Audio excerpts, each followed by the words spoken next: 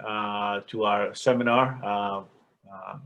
It's great to see a number of friends, and it's great to continue on this seminar that started us off looking at the wider region of the Eastern Mediterranean and the issues of security and diplomacy.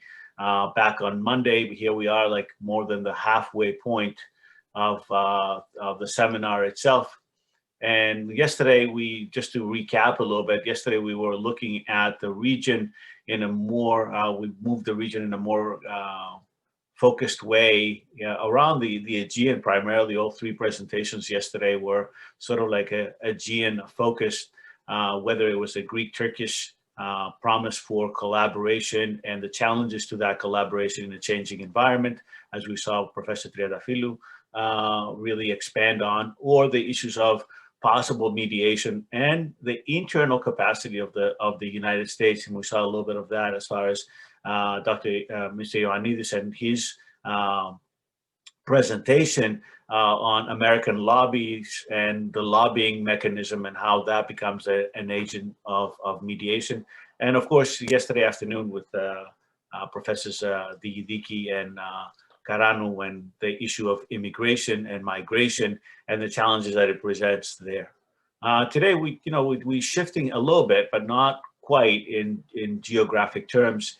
And this morning, we have the distinct pleasure of having with us a colleague that I have never met before face-to-face, and this is our first meeting face-to-face. But of course, anybody that does international relations in the region is very well aware of Professor Kostas Sifadis. And we're going to look at the changing United States and what does that mean for the region and the Mediterranean itself, and of course the relationship with Greece. Before we move on to our 11 o'clock session and have both Professor Sklias and Tsakidis from Cyprus and really bring us more to geopolitics and energy, and really I can't think of better people to tell us about the issues of energy and the geopolitical challenges there. And then in the afternoon, we are shifting again, looking at the other side of our conundrum and of the seminar, which is the issue of climate. So the afternoon sessions, or the later sessions today, we call them the wicked challenges, because the wicked challenges are, of course, energy and climate. So we're going to look at both of those, and we have sort of like an interesting panel in the afternoon, as you have two people that come from completely different perspectives. One is somebody who's on the ground, Anastasia Miliou. She leads the Archipelagos Institute in the island of Lipsi, and she does a lot of things that have to do with the condition of the seas themselves, the health of the seas. And of course, Katerina Sokou, who's somebody in Washington, D.C., and somebody who's in the Atlantic Council and has more of a policy perspective and a journalist at that. So it should be a very interesting day, but I don't want to take more of your time. Welcome everybody back. I'm going to have Sophia Depina, who is a new intern over at the Institute of Eastern Mediterranean Studies, give us a brief introduction, and then I will introduce our esteemed speaker this morning. Sophia. Hello, everyone. My name is Sophia Depina, and I would like to welcome you to the second annual George E. Danis Eastern Mediterranean Security and Diplomacy Seminar. The Institute of Eastern Mediterranean Studies, with the Constantine G. Karmalis Chair in Hellenic and European Studies, the American College of Greece, the Institute of International Relations of Pantheon University, and the Department of International Relations and European Integration of the National University of Political Studies will be hosting a one-week program of focused lectures, presentations, and panel discussions. The one-week program will bring experts from different regions in 3 sets of presentations and panel discussions daily, aimed at assessing the energy and climate challenges in the dynamic Eastern Mediterranean and neighboring regions. Our presenters this week come from the different countries of the region, as well as backgrounds. We have a mixture of policymakers, diplomats, and academics. Before turning the microphone to Dr. Vambakis, I wanted to let you know that I will act as the host of the event, and I will also guide the Q&A. The duration of our program will be 1 hour and 30 minutes. I would like to ask you to turn off your microphones and to use either the chat or to raise your hand for questions. It is nice to have you all here, and I hope that we have a productive presentation and discussion. Thank you very much, Sophia. Thank you. I guess this is a little bit outdated, as you know, as our colleague just informed us that he has a brand new role, as well as this bio that we were able to briefly describe. And just to give you his bio, it would take the entire session, so I would go really fast just to give you an introduction. But Kostas Sifadis is a professor of international relations in the Department of International Relations and Area Studies at Pantheon University of Athens. He worked as a lecturer in international and European politics at the universities of Bradford and Portsmouth in the UK. Also served as an assistant professor and an associate professor at the National Kapodistria University of Athens. He was USIA visiting fellow at the Center of Political Studies, the University of Michigan in Ann Arbor, a Fulbright visiting scholar at the John F. Kennedy School of Government, an IAA senior, I almost said IAEA, IAA senior research fellow at the LSE, and a visiting professor at the University of Seoul in 2016. In the period 2012 to 2020, he was visiting professor at Kadir Has University in Istanbul. Between 2005 and 2008, he served as director for Research and Policy Planning Center of the Greek Ministry of Foreign Affairs. His papers have appeared in edited books and periodicals such as Democratization, Turkish Studies, Southeast European and Black Sea Studies, Perceptions, International Journal, Journal of Southern Europe and the Balkans, International Relations, UNISI, Journal of International Relations and Security, Global Review, etc., etc., etc. Without further ado, I'm going to introduce our Mr. Kostas Sifadis, and he can also tell us about his latest things that don't appear on his bio as we were able to get. Thank you, Costa, if I may, the floor is all yours. Thank you very much, Petros. And it's really a joy to join you. As far as the latest addition to my CV, if you like, is I was just appointed as the scientific director of the newly established Center for Foreign Policy Planning at the Greek Foreign Ministry. It is an attempt to establish a think tank within the ministry, modeling it to the policy planning unit of the State Department, if I may. Anyway, I've been asked to comment, to contribute to this seminar on the United States and the wider region, American interest, but not only American interest in the wider region. Having looked at the program, I must say that it is an impressive array of people and topics. Unfortunately, a very hectic schedule has prevented me from attending the what I'm certain has been a high-level discussion, and hopefully I will not be very repetitive. My comments, my presentation will unfold in four brief parts. The first one will be an overview of the main dynamics of the region against the background of American interests and preferences, to the extent, of course, that these interests and preferences are clear. The second part will be an attempt to highlight the sources of conflict, the points of potential instability in the region, and the extent to which American interests are affected or will be affected. The third part.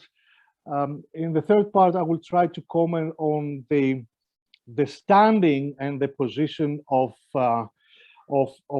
and the strategies of peer competitors, peer American competitors, namely China and Russia in the wider region. And finally, I will conclude with what I think can be described as a slightly optimistic or rather less pessimistic account of the diplomatic activism currently in process, involving, of course, or affecting American interests. So let me begin by offering what I think is a brief overview of what is going on in the region. Again, I repeat, in the against the background of American standing.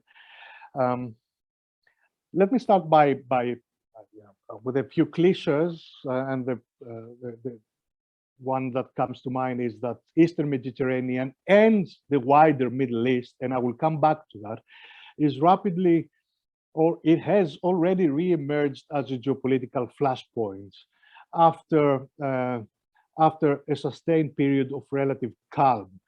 Eastern Mediterranean, not the Middle East. Historically, Eastern Mediterranean as a region, or Eastern Mediterranean's vital position at the nexus of Europe, Asia, and Africa, made it the focus, the epicenter of great power competition and a cauldron of conflict. The region, of course, we go back to the Cold War days, marked the spot where the United States began pushing back against the spread of Soviet influence at the outset of the Cold War in the 40s, late 40s, and it remains the focus of US grand strategy until the collapse of the Soviet Union in the early 90s. The last decades and following the strategy of disengagement from Iraq and Afghanistan,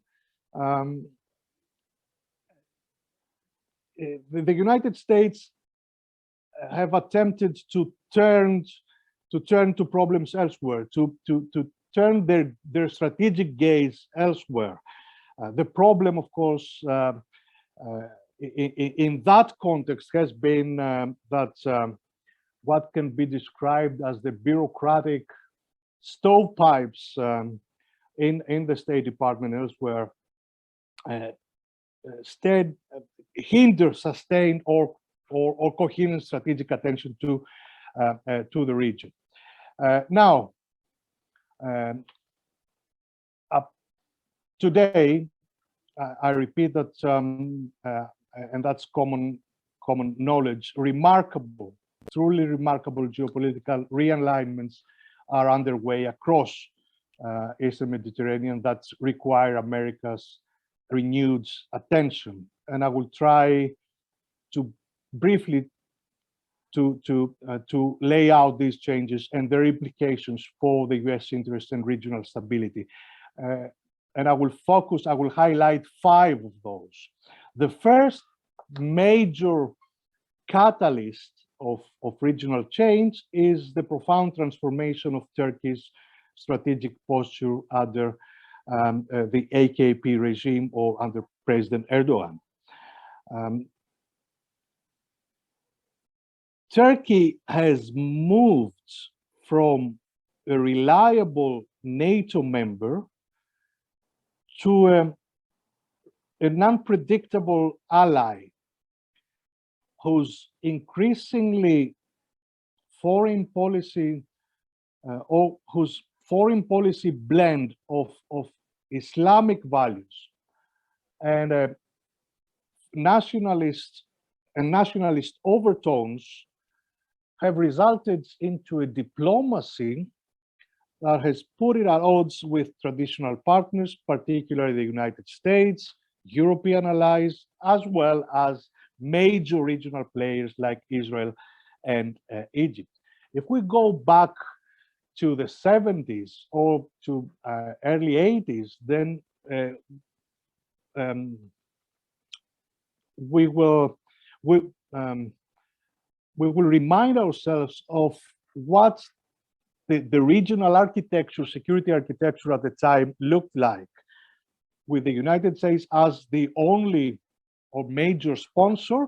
We had two major triangles that helped sustain predictability and stability in the region. It was one triangle was the United States, Egypt, and Israel, following the 1977 breakthrough that increased the security of Israel, and the other was in the 80s and in the 90s, the triangle between that brought together Turkey, Israel, and the United States. In both triangles, the United States was the pivot, was the major sponsor, was the power that helped holding together this regional security architecture. That arrangement came to the end with firstly the advent into power of President Tayyip Erdogan in the early 2000, and later with the collapse of the Mubarak regime in Egypt. But going back to Turkey, and why Turkey now is a major challenge for United States strategy in the region. There is a crisis between the two, or there is a major difficulty, if not a crisis, between Ankara and Washington. And this ongoing difficulty has to do with many issues. The profound one is the Ankara's acquisition of advanced S-400 air defenses from Moscow, and this is the latest indication of Turkey's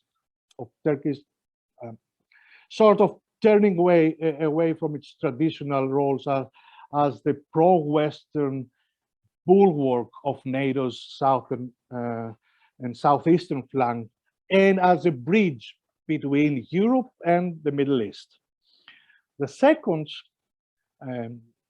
element, the second dynamic, the second trend that can be identified and present a challenge for US strategic thinkers is the Iranian and Russian efforts to gain footholds in the region.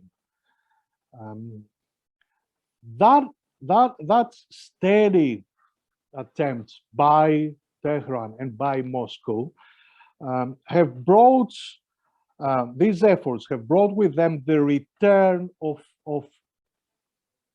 high stakes geopolitical rivalry, which we came to associate more with Eastern Europe or with Western Pacific. These footholds also pose new threats to US allies in the region, if not threats, definitely major challenges. And this includes Iran's military and political influence in Syria and through Hezbollah in Lebanon, as well as Russia's military bases and advanced air defenses along the Syrian coast, coming at a time when US regional presence has diminished for the first time since the end of the Cold War. American decision makers, American planners rather, can no longer assume the area is an uncontested operating environment. The third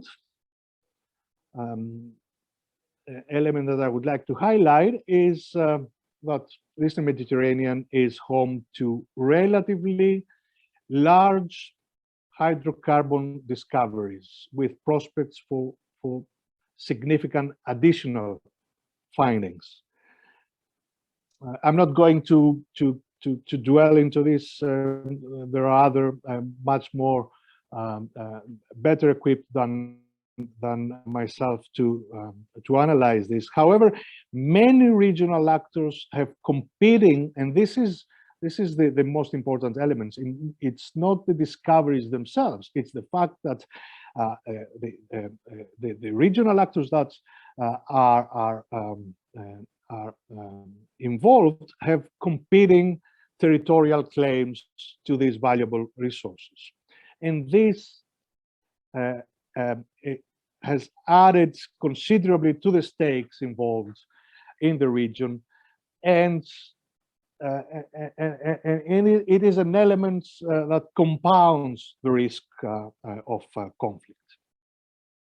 The fourth point, and this is not new, as you know, it has been like that for decades, for centuries rather, or for millennia, if you like.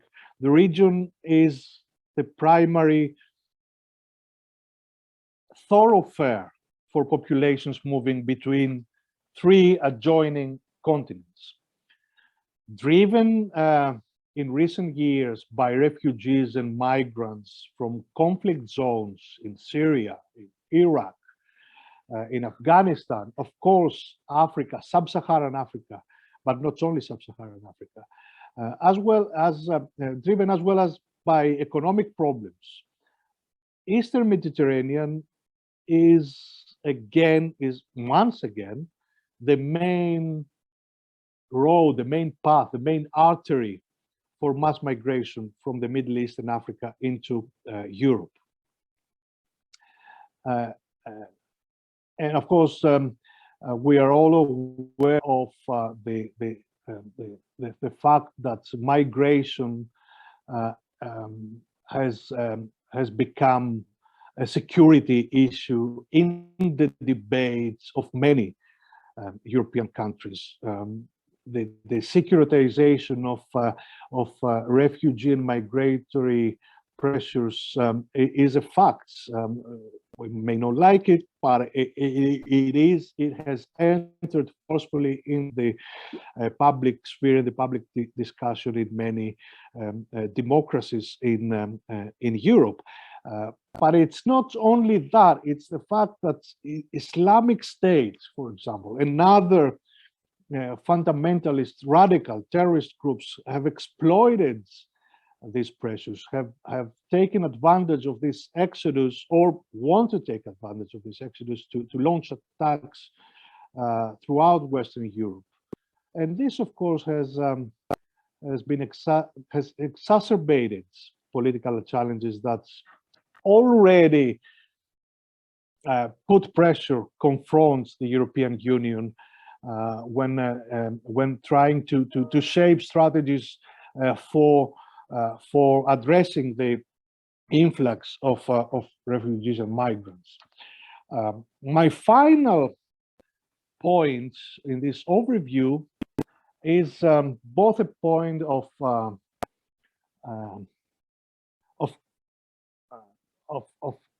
substance and context at the same time, and it is what we could call the geostrategic integration of Eastern Mediterranean, the traditional Middle East, and the Gulf region.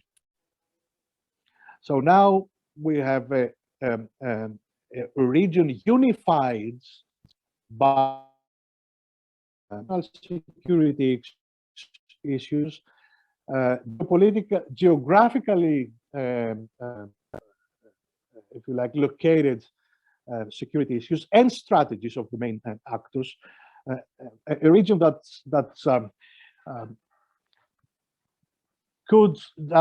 extends from the Libyan deserts, if not beyond that, to the Persian or the Gulf, the Arabic Gulf. Now, there was a term, the wider Middle East, that was coined during the days after 9/11. I think finally that term, wider Middle East, has acquired meaningful content. And this is what the United States are faced with. Now, if I may give an example of how the region is integrated through strategies and shared security concerns, let me refer to the latest expansion of the relationship between Greece and Cyprus and, for example, United Arab Emirates and Saudi Arabia. There are clearly defined and identified synergies between the Gulf and Eastern Mediterranean theaters, and these synergies have grown substantially in recent years. Now, developments ranging from the Libyan civil war to the Abraham Accords have created a space in which the interests of Eastern Mediterranean states such as Greece, Cyprus, and of course Egypt and Israel, and the Gulf states like UAE and Saudi Arabia seem more aligned than ever before. Seemingly unrelated developments in areas like the energy sector are now interlinked in ways that further solidify the interdependence between the two regions, or of the two regions. Moreover, these relations, or these countries' relations with Israel, are no longer seen as an obstacle to deepening ties.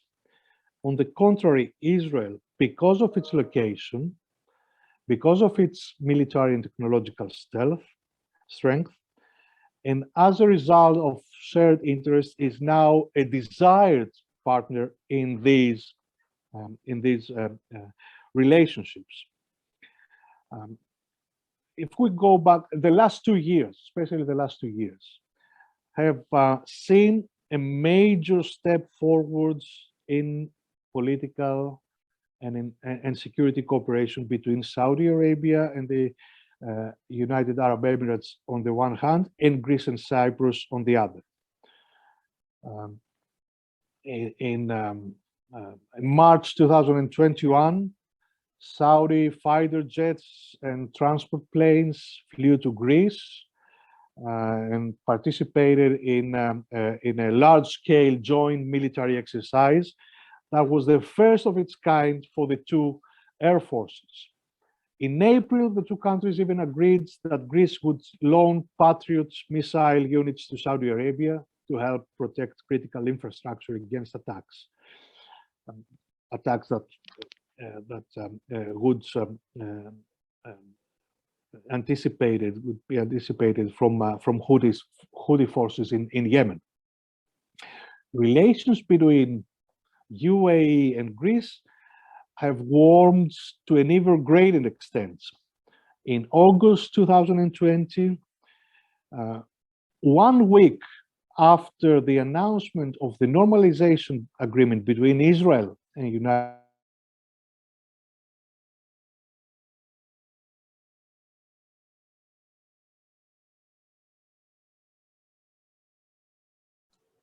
I think we can't hear you.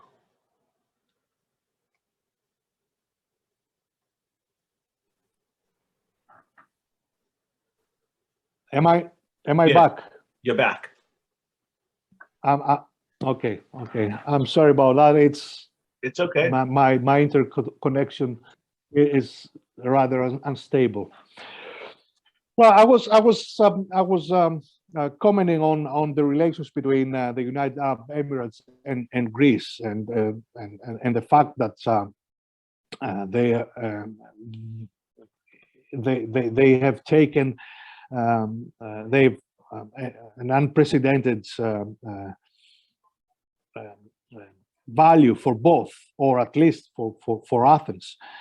In August 2002, 1 week, as I said, after the announcement of the normalization of relations between Israel and United Arab Emirates, Abu Dhabi sent fighter jets and ground crews to Greece to participate in a joint exercise between the two air forces. In November 2002, Greek Premier visited Abu Dhabi, and the two signed a major strategic partnership agreement that reportedly includes a major security component. So this is how, according to my mind, anyway, the country, the region, Eastern Mediterranean, the Middle East, traditional Middle East, and the Gulf region have been integrated. Now there is a question whether this is a permanent formation, okay, or it is the result of a very specific strategic environment that has been the result of mainly Turkish assertiveness or assertive policies that have alienated Ankara from traditional powers in the region like Egypt and, of course, Saudi Arabia. And well, certainly the strategic motives that have led the Gulf countries to increase their involvement in the Eastern Mediterranean are to a large extent dependent on circumstances. And from that point of view, someone could argue that they are that these strategic motives are temporary. So if tomorrow we have an adjustment, a change in Turkish policy in the region, or a change in American strategy, regional strategy, these changes and adjustments is expected to affect the Gulf states' need for a military presence in a remote theater like Eastern Mediterranean. For those of us who follow the news, it is not a secret that Ankara has already begun to send out feelers to Saudi Arabia, to Israel, to Egypt, and the United Arab Emirates in an effort to improve relations and, to an extent, to neutralize whatever diplomatic or strategic advantage Greece has gained during the last 2 years. So yes, it is dependent upon the strategic preferences of Turkey and, of course, the United States. But at the same time, you could say that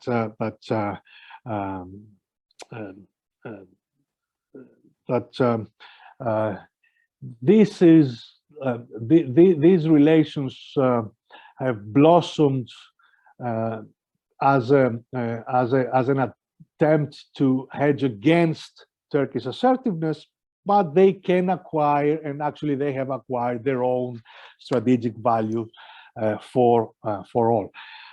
Now, combine these 5 developments amongst others. These developments have created or have the potential of creating new strategic opportunities for the United States, but also creates potential hotspots which could once again destabilize the region and make it more like look like the East, other hotspots in the planet, like, for example, the East and South China Seas. Now, let me move to the second part of my seminar, directly related to the first, which is the source of instability and reasons for concern. There is no doubt that conflict could break out over competing energy claims or any number of political disputes. And of course, these in turn could deepen tensions over geopolitical claims. Um, what are the main conflict scenarios that are certainly of concern to United States? One old but maybe the most frightening scenario is a major Israel-Iran conflict, especially as Iran continues its efforts to entrench militarily in Syria, and Israel continues trying to roll back these attempts. An escalation between Iran and Israel could encompass Lebanon as well, where Hezbollah sits on more than 120,000 rockets and advanced missiles, including anti-ship capabilities that could target maritime traffic, ports, and of course, offshore energy infrastructure. A second possibility is a crisis triggered by Turkey's increasingly aggressive behavior towards its neighbors, particularly Greece and Cyprus. No one in their right mind would envisage a collapse of or a crisis between Egypt and Turkey, or Israel and Turkey. Actually, the not so friendly rhetoric of the past that emanated from Ankara has given its place to a much more anyway, Ankara has toned down its rhetoric towards Cairo and Israel. The third source of concern is, and it relates to Turkey, is the lack of agreed delimitations in Eastern Mediterranean, the lack of agreed exclusive economic zones in the Eastern Mediterranean, and this lack, combined with the significant energy riches beneath them, could lead the current standoff between Turkey and Greece, for example,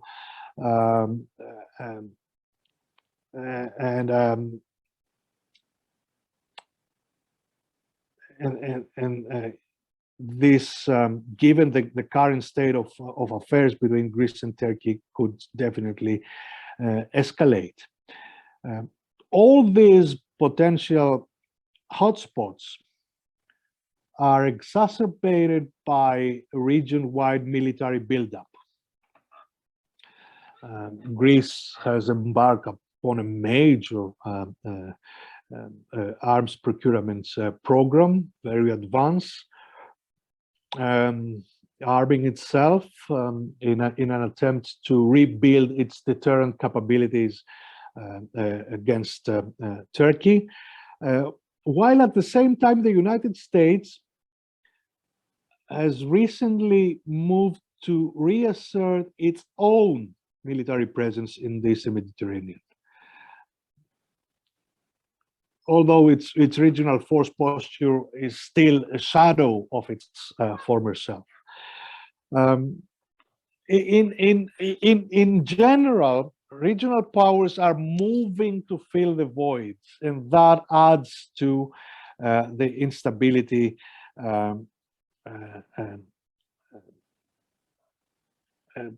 prospects. Now, is it only about risks and threats and dangers, or are there any opportunities for the United States? I think someone could argue that these unfolding changes also create opportunities for Washington, and Greece is a good example. Okay? Greece and other regional actors have turn to America for support in this very challenging landscape. Greece has invested strongly in its bilateral relationship with the United States. The latest defense agreement for the first time has a 5-year duration, and that has been a major departure from Greek position in the past. Shared interests in developing energy resources and containing Turkey are driving increasingly close alignments and a growing willingness to shoulder the burdens of regional defense among Greece, Cyprus, Egypt, Israel, United Arab Emirates, certainly. And here, no one should exclude the engagement of France, the military engagement of France in the region. Now, with American leadership, these partnerships could help anchor, let's say, regional stability to the extent that that weaken Turkish, Iranian, and Russian influence. And of course, there is a potential to expand this cooperation to include other regional actors in the near future, like Jordan, for example. And now, a comment on a last comment on the U.S. Turkish relations. While the United States has taken very concrete steps to endorse cooperation and to elevate its cooperation with Greece, it has yet to determine how to handle relations with Turkey. This is an issue that this is an issue on which there is a lack of shared analysis in Washington. And it is only understandable. It is only understandable because Turkey remains a high-value geopolitical asset. Turkey is an actor, is a powerhouse in the region that cannot be ignored, and it is not easy to let go. It is not easy to accept the fact that Turkey might be as a geopolitical let's say partner is lost for the United States and the West. What exists right now is a broader uncertainty about the future evolution of Turkey, but also an uncertainty about the U.S. intentions and the level of commitment in the Eastern Mediterranean. If we go back to, let's say, to the Obama administration, this is that was a period where a palpable sense emerged. There was a palpable sense the United States was leaving the region to its own affairs. The Obama doctrine, okay, as it was described by himself. During the Trump administration, there were conflicting signals about America's level of interests, and this ambiguity endured. Today, I will come back to what Biden administration is thinking or is doing right now. But Let me inquire, how much time do I have? I think you can go another 10 minutes before we Okay. turn it over. Okay. Let me speed it up. Okay. A comment. And some of these points can be brought into the discussion too. So. Okay. A comment on China and Russia and their standing in the region. Moscow. I think that the current Russian Middle East policy could be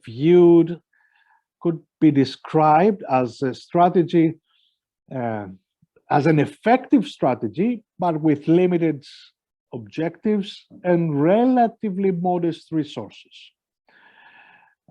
Moscow seems to view its regional behavior as a chance to build up international prestige without any robust engagement, with the exception of Syria,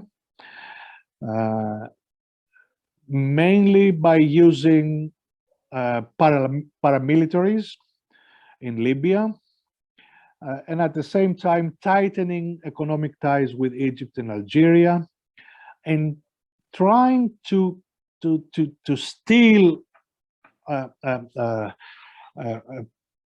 market share in the arms procurement business. Its diplomatic, economic, and military presence in the region should be understood not only as a response to power vacuums and as a response to the weakness of external actors in the region, but also in the context of a more proactive, domestically driven Kremlin approach towards international affairs. What I mean by that is that Vladimir Putin and its regime has embarked upon an attempt to achieve again a status of great power and remake at least the regional elements of international order. Syria, for example, is an emblematic case. Okay, Russia intervening in Syria, that provided successful support to Assad regime against all Western pressure. The result has been Moscow strengthening itself in the regional great power rivalry.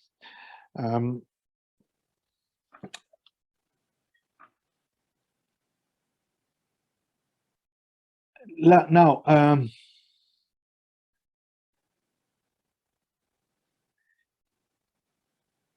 I think we can identify three main goals from that perspective, from the perspective of great power competition.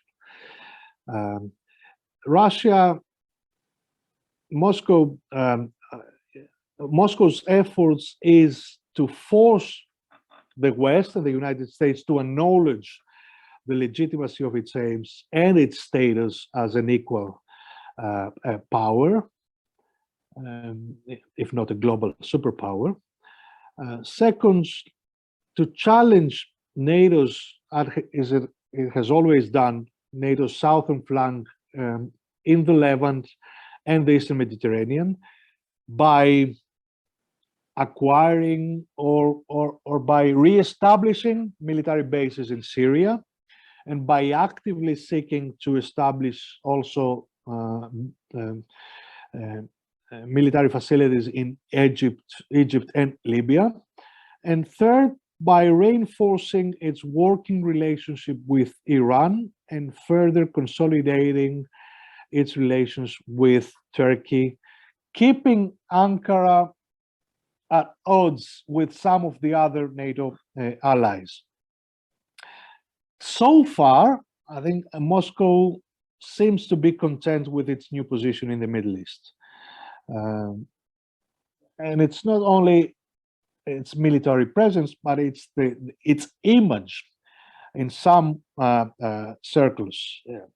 There is no secret that it has been perceived by some regional actors as a mediator and an alternative weapon supplier to the US, the UK, and France.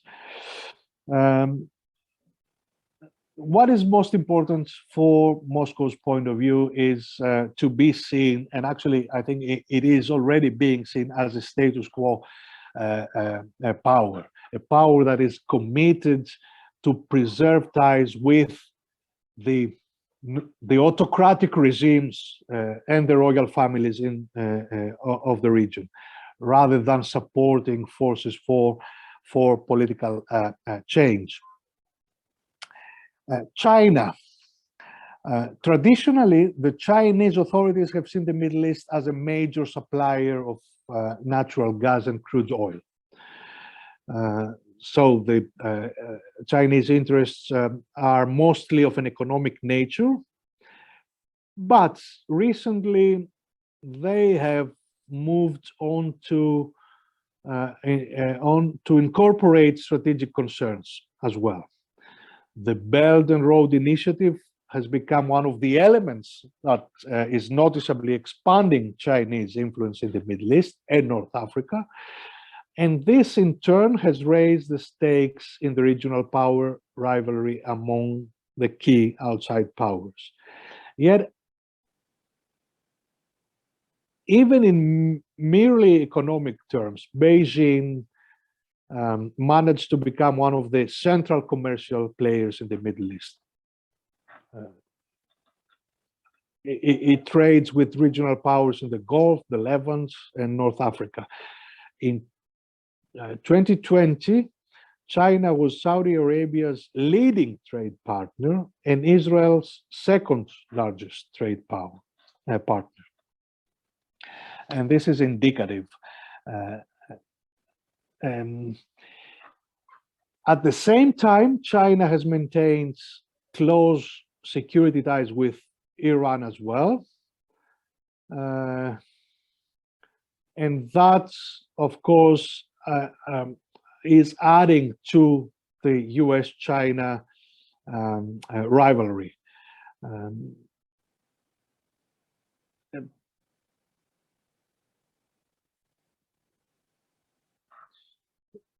The major point, however, is that China, for the time being at least, is not challenging the US military dominance in the region, and Washington's special role as the key external power that provides, that can provide stability and maritime security in the Gulf.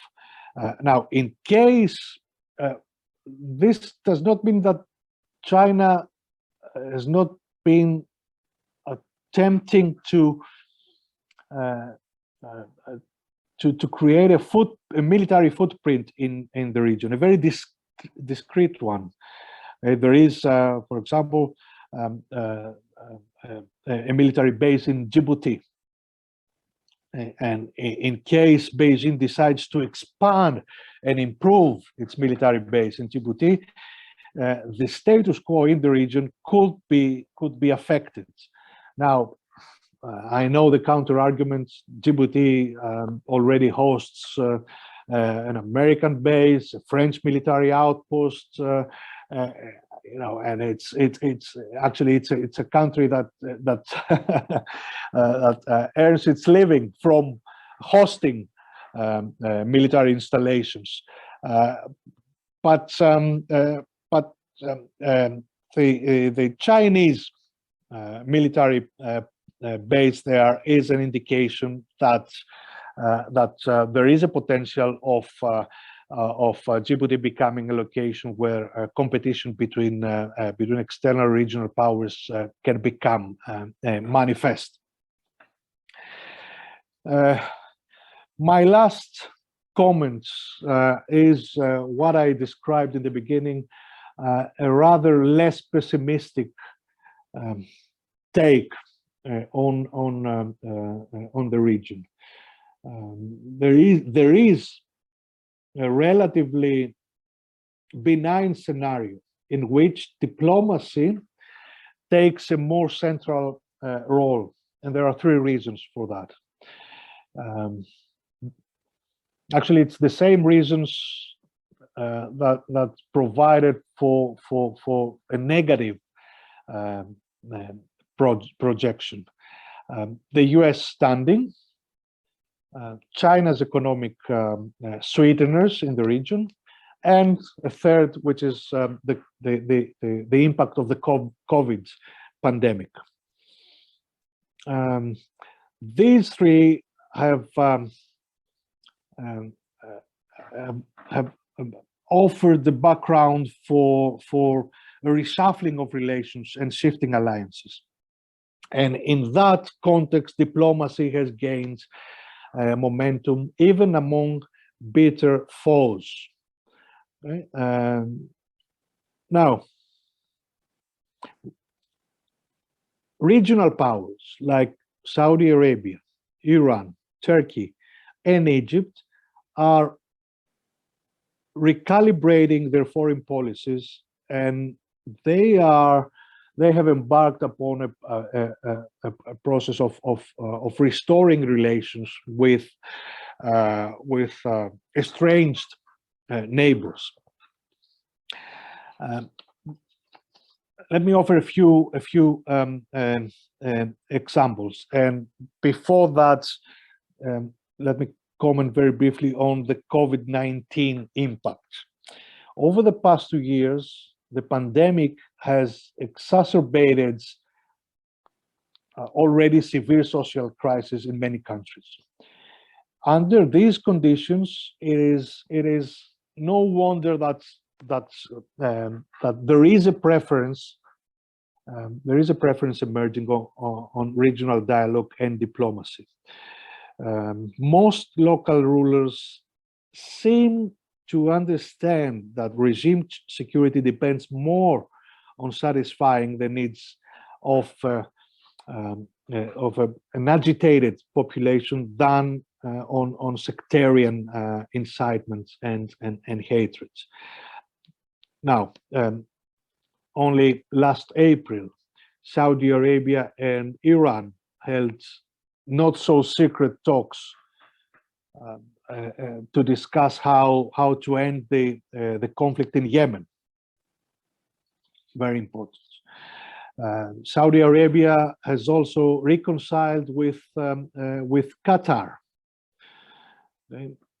after having severed all links in June 2017. As a further sign of broader political reshuffling, the Saudis have also normalized relations with Iraq, which is an Iranian ally, thus ending 3 decades of mutual hostility and suspicion. And after years of conflict with the Assad regime, another close Iranian partner, Saudi officials recently held secret talks with their Syrian counterparts in Damascus, leading to actually there were reports that an agreement on diplomatic normalization is forthcoming. Iran may be on the verge of improving ties with its neighbors, particularly the United Arab Emirates. But the most important prospect is the possibility of an Iranian-Saudi rapprochement. The Iranian president, which is a hardline, Ebrahim Raisi, he reportedly stated that there is no obstacle to establishing diplomatic relations with the Saudi Arabian kingdom. A restoration of ties between the two could curtail the civil strife and the proxy wars in Syria and Yemen, and also might bring stability to countries like Iraq, divided countries like Iraq and Lebanon. I've already hinted on Turkey's attempts to improve relations with its neighbors. Actually, Tayyip Erdogan has gone on a diplomatic offensive to mend strained ties in the region, particularly vis-a-vis Egypt and Saudi Arabia. And that can be a major improvement, a major change in the security landscape, regional landscape. Looking ahead, and this is my concluding remark. Looking ahead, the Eastern Mediterranean, I think, for all these reasons, must again command US attention and resources. The United States is maybe the only power that can address the region's high potential for conflict, but also high potential, can facilitate the potential, whatever potential there is for cooperation. To an even greater extent than during the Cold War, I think the Eastern Mediterranean is crucial to the growing great power rivalries. And actually, these rivalries have been identified by the most recent US national security and defense strategies as a chief concern to the United States. So I think the United States, also through NATO, we should not forget that NATO is in the final stages of updating its security strategic concept. The expectation is that within the next 6 months, the 2010 strategic concepts would be updated. NATO 2030 is a very comprehensive process of reviewing all elements of allied cohesion, but also all elements of American commitments in European and regional security. There are high stakes,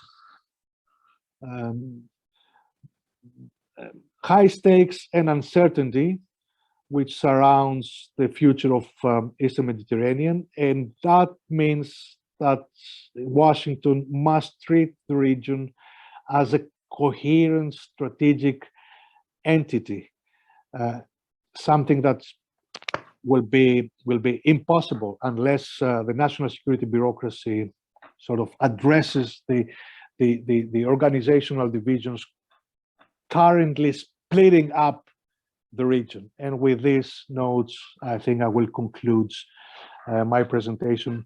I hope it was not exhausting to those who followed us. Thank you very much. Thank you. It wasn't exhausting at all. I think that the word is comprehensive and really set a sort of like a bigger picture kind of a thing. And I even like, I will start with the last comment that you made, which I couldn't agree more. And even like the whole focus of this institute being the Eastern Mediterranean for the past decade has been just that, the fact that, I think one of the things that you have to do is reorganize the structure of the way that we look at the world, whether it's regional actors or global actors. And I couldn't help but think, throughout your presentation, the whole idea of just the geopolitical reshifting, from Mackinder all the way to Spikeman of the last 100, almost 80 years ago now with Spikeman. But now we're in another shifting of that sort. So even like the terms like Near East and Middle East, which were sort of like, 20th century terms of the first half of the 20th century, we have to recalibrate those terms. We have to recalibrate that structure.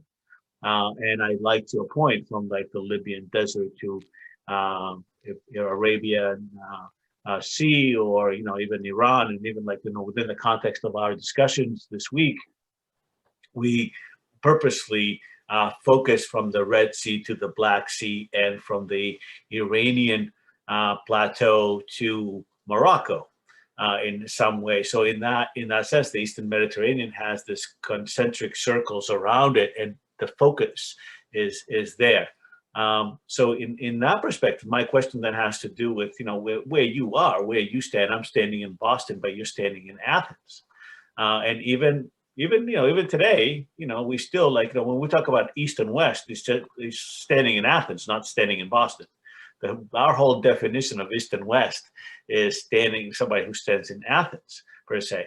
So how much of that is understood today? Because truth be told, the last 70 years, we have seen ourselves sort of the frontier state, whether it's a frontier state of a possible communist onslaught, or political Islam, or even today within the European Union structure.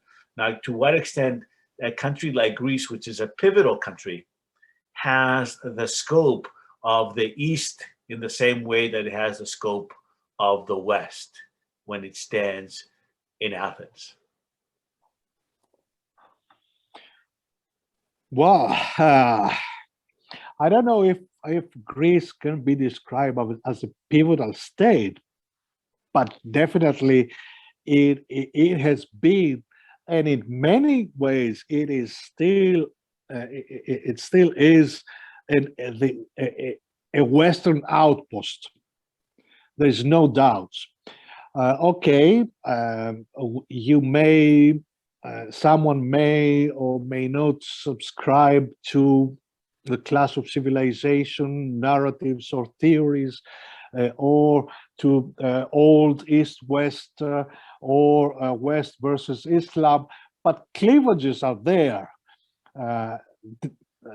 So for Greece, I think, especially the last 10 years, the years of the major financial downturn, meltdown, crisis, whatever you want to call it, it has been a decade of staring at the abyss and finding yourself or itself, which is with all mistakes and blunders that Western partners have or have not made in managing the Greek crisis, the Greek case. There is no doubt that now the realization has sunk in the Greek consciousness that it is the West that has contributed to the survival of the Greek state. And but at the same time, the Greek-Turkish tug of war, which comes from the past, it's nothing new. But what made it new was the widening of power gap between the two. The fact that because of the economic crisis, because of the financial incapacity of the Greek state since for the last 15 years, or more or less 15 years, you had a major the power asymmetry between the two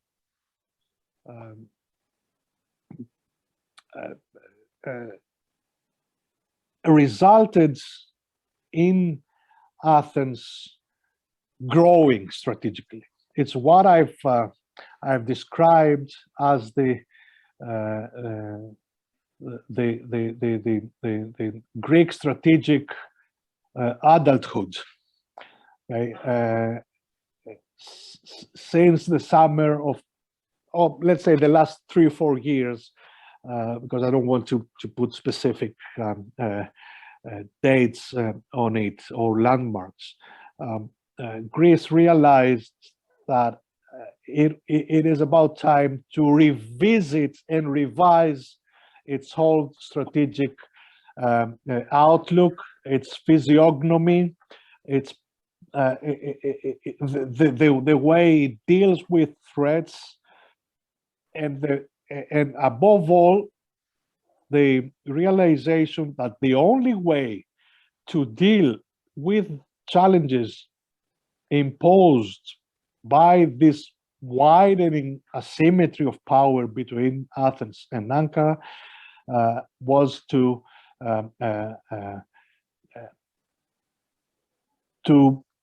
not depart, not to abandon old behaviors and norms, but to enrich its strategic arsenal with new partnerships, with new alliances whenever it's possible and necessary, and with a major attempt to increase the internal balancing capabilities of Athens. So I don't know whether this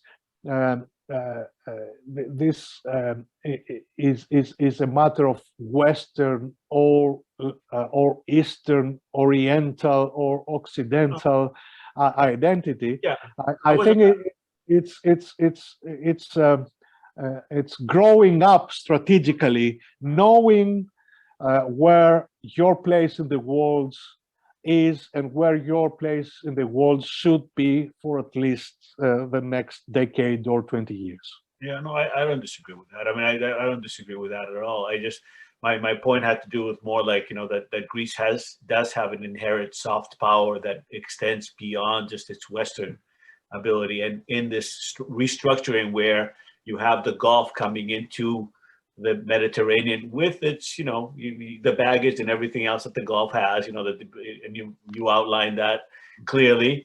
And then you extend out to the Horn of Africa, as you mentioned, with Djibouti and all those things. To what extent then we also flip in a multilateral perspective, not to abandon in any way where we are, but to also realize that we do have another side to it that could also really be beneficial to this new strategy that you described, and that's namely that, like as I said, this inherent soft power that Greece has on many different levels there, and it can play. I totally agree, and let me just add that it is not what we traditionally described as soft power, which is the Greek Joseph Knight, the Greek branding, okay, which has been tarnished, of course, by the crisis. But it's also the realization that recovering and building up hard capabilities, both in terms of economic but military power as well, contributes to the soft power. It makes you a much more attractive partner and ally. Yes, I think there's a question I'm going to go to, and it's in the Q&A, and I think it's from Mikhail Masautis. And the question is, given the entrenchment of Iran in Syria, Lebanon, do you see a permanent Iranian maritime presence in the Mediterranean, on the Mediterranean shores in the next 10 years? And then there's a second and third part, as concerned to the East Med Gulf, overlapping interest and interconnection.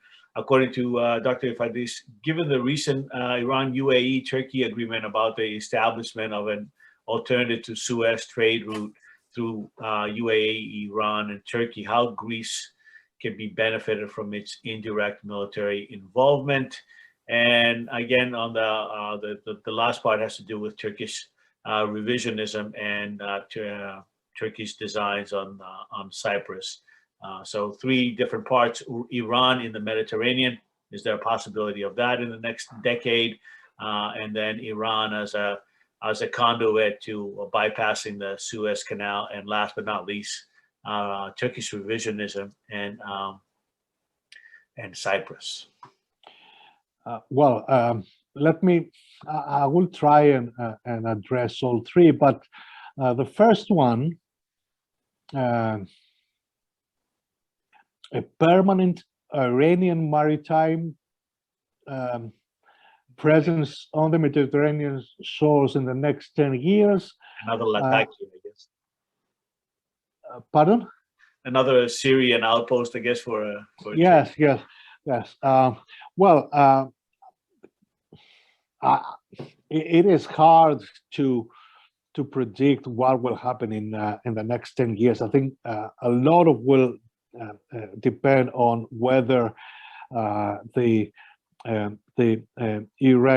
Iran nuclear deal can be revived, and the extent to which this will not, and the extent to which the Israeli calculus might change. But as things stand today, I cannot really see an Iranian maritime presence in Eastern Mediterranean, because first of all, Iran is not in a position to support, I mean, operationally, such a presence, and I cannot think of any country that would suffer that would suffer such presence in the Mediterranean. Israel, Egypt, definitely not. So it is hard to envisage. Never say never, but as things stand today, neither Iran has the capabilities to sustain such a presence, nor major regional players will suffer such a presence, will tolerate such a presence. Now, as far as the second comment, which is an alternative to the Suez Canal. An alternative to the Suez Canal. First, well, let me just offer a brief, a very brief comment on the Patriot systems on loan to Saudi Arabia, and the extent to which these constitute an indirect military involvement in the Yemeni conflict.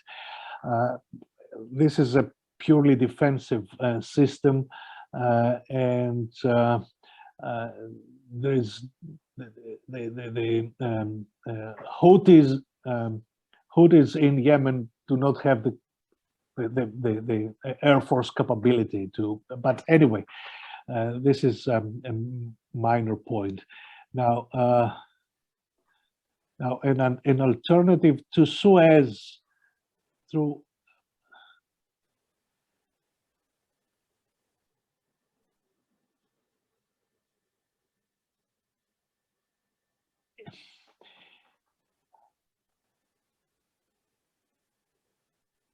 I think they might, Yeah, looking at some kind of an alternative with the UAE and try to bypass Egypt. well,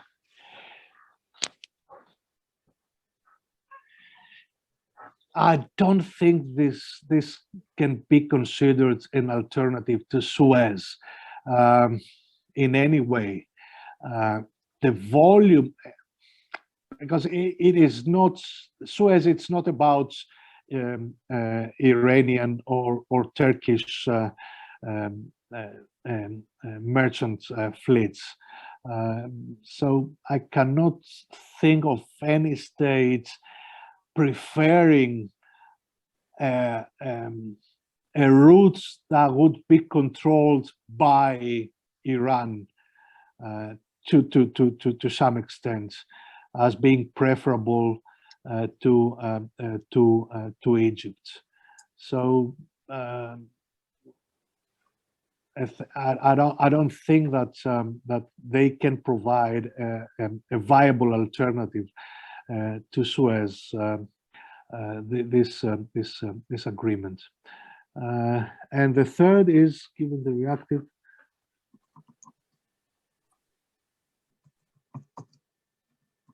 Now, designed for a comprehensive, proactive Greece-Cyprus national security strategy in terms of territorial security and diplomacy.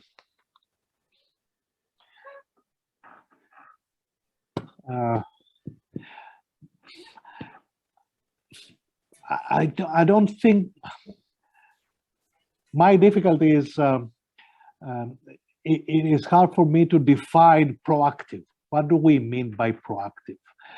I'm not sure. So I think what Greece and Cyprus are doing right now to counter Turkish assertiveness or revisionism is a multi-level and multivariate strategy. So European Union, to the extent, of course, that European Union can be utilized as a bulwark against Turkey. It is not easy, but it is there. Then bilateral or trilateral schemes that have been created to counter, at least diplomatically, Turkish activism. And Greece, of course, by completing major security and military agreements with powers like the United Arab Emirates and France and the United States, of course. Now, I can see the point of always being reactive, but this is the nature of the Greek-Turkish dyad. Turkey will always be able to control the interaction between the two by increasing or reducing the tension, and by the nature we will be always in a position to respond to Turkish initiatives. If you ask me what I would like to see in the months or years to come, is Greece and Cyprus parallel to building up their diplomatic and military deterrent capabilities, designing or coming up with a comprehensive plan for aiming at stage by stage rapprochement with Turkey. I know that given the current state of play, this sounds unrealistic, but I think now it's the time for designing, at least thinking about initiatives that can take some of the steam out and allowing for a much more, if you like, meaningful interaction between the two. It is not easy, given, especially in Cyprus, where Turkey keeps adding to the elements of the de facto division of the island. It is not easy. Well, Costa, if I may, this was an unbelievably comprehensive and enlightening presentation. I'm very happy to meet you face to face, and I think it was a great pleasure for all of us this morning, and got a really nice taste, because I think we could go on for another couple of hours, certainly on some of these issues. And yes, Mr. Danis. Can I add some and ask Mr. Ifandis, the Middle East and the Middle East and Mediterranean has become and more a very complicated region of the world, for that matter, between, especially with the canal and the transportation to Asia and Europe, and Turkey utilizing and using their power geographical power with Russia against the United States vis-a-vis Greece and the Eastern the Aegean situation. We have Iran, we have Israel, we have China that is coming to the using that area of the world, including Iran, and also using part of the European ports to continue their business and products to Europe. Do you see a hot war there in a short period, with the next 3 to 5 years? Well, as I said, first of all, I agree with your take, with the description of the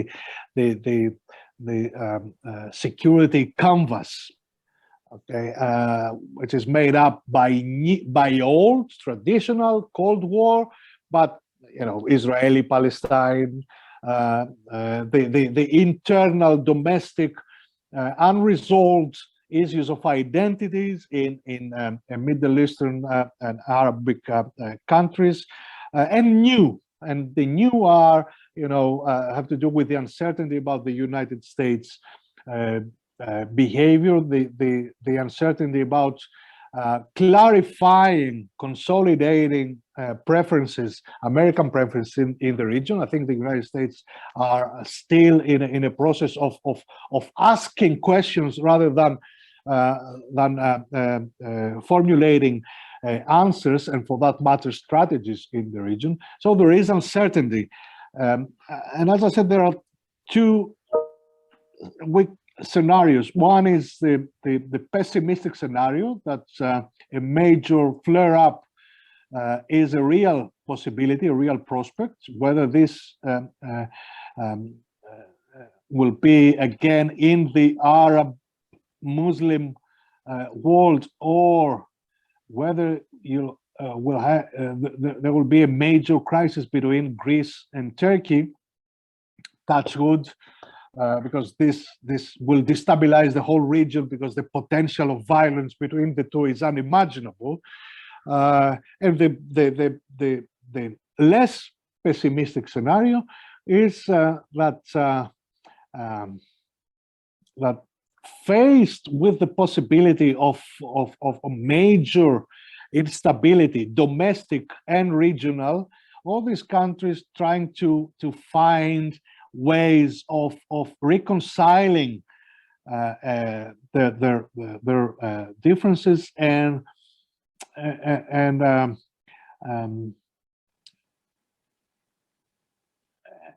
if not resolving outstanding issues, at least finding ways to peacefully coexist. Now, the United States is the only country that can sponsor a new functional and functional security architecture. Whether this will take the form of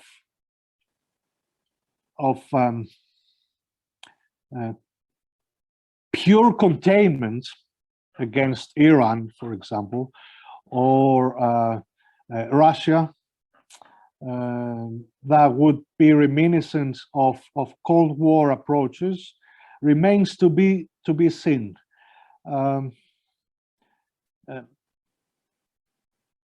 But it is such a dynamic environment, things changing every day.